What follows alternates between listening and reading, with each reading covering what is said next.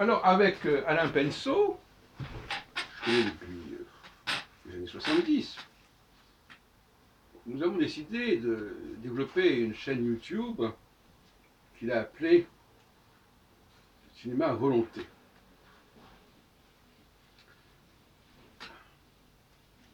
Alors, bon, l'expression vaut ce qu'elle vaut. Le but de cette chaîne, telle qu'on la profile actuellement, c'est une approche critique du cinéma. Approche critique, ça veut dire quoi? Ça veut dire organiser des débats. Alors vous me direz, ça existe dans les ciné-clubs. On discute autour d'un film.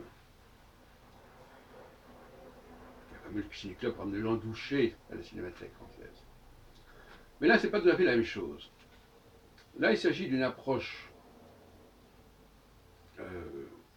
où l'on s'interroge sur la cohérence du film, sur la composition du film, comment le film a été réalisé.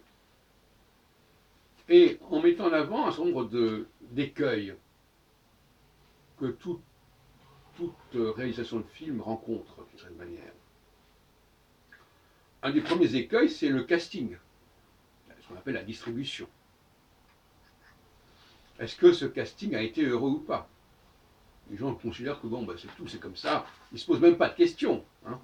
Ils rentrent complètement dans le jeu en question, ils voient le personnage joué par telle personne, ils ne vont pas s'imaginer une seconde qu'au lieu de mettre Gabin, on va mettre Delon, ou, etc. Non, c'est le casting, c'est... Non, et bien justement, j'en ai fait l'autre jour d'ailleurs, avec mon émission sur Barry London, où je disais que le casting des deux principaux personnages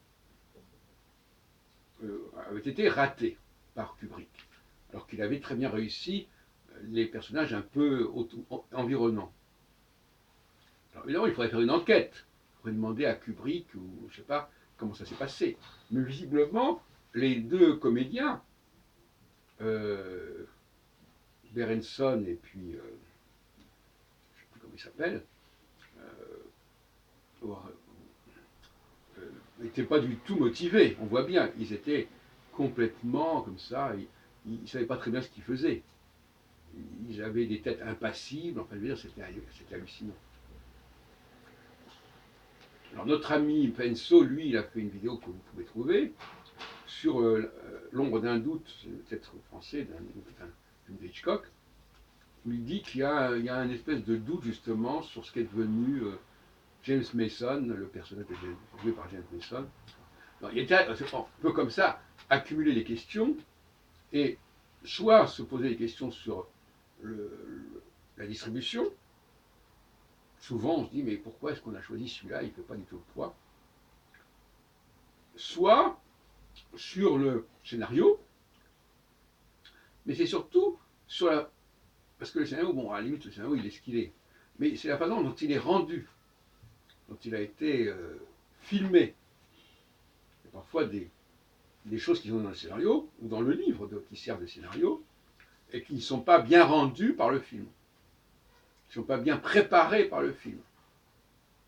Parce que, comme dirait d'ailleurs Penso, c'est un film, c'est quelque chose de très imparfait, très difficile, très subtil, et il y a des choses qui sont mal maîtrisées. Qu'est-ce que c'est qui fait la différence entre un bon réalisateur doué et un mauvais réalisateur? Bon. Pourquoi il y a des gens qui sont plus doués que d'autres? Parce que ils maîtrisent mieux le langage cinématographique. Mauvaise maîtrise du langage cinématographique. On s'est dit tout d'un coup, on est passé d'un truc à l'autre, on ne sait même pas pourquoi, on ne nous a pas préparé, il y a quelque chose de brutal, ça ne va pas. Donc la façon dont les choses se présentent, se succèdent, peut être plus ou moins ratée.